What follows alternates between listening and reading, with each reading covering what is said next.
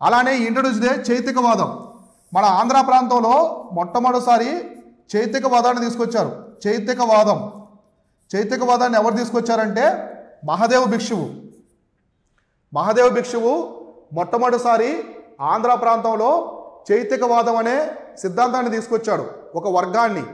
ఈ చైతికవాదులు ఏం చేస్తారంటే గౌతమ్ బుద్ధుడికి సంబంధించినటువంటి చిహ్నాలను పూజిస్తారు. So worship of Buddhist symbols అనమాట. బౌద్ధ చిహ్నాలను పూజిస్తారు. సో బౌద్ధ చిహ్నాలను పూజించే వాళ్ళని ఏమంటారంటే చైతికవాదం అని పిలుస్తారు. చైతికవాదం అని చెప్పేసి పిలుస్తారు. ఇది మన ఆంధ్రాలో తీసుకొచ్చింది ఎవరంటే మహాదేవ భిక్షువు తీసుకొచ్చాడు. ఇది మన ఆంధ్రాలో ఇప్పటికీ ఉన్నారు. అమరావతిలో ఇప్పటికీ చైతికవాదం ఉంది. బుద్ధుడికి సంబంధించినటువంటి స్తూపాలు కావచ్చు, ఇంకేవైనా సరే బుద్ధుడికి సంబంధించిన చిహ్నాలు మొత్తాలు కూడా వాళ్ళు పూజిస్తారనమాట.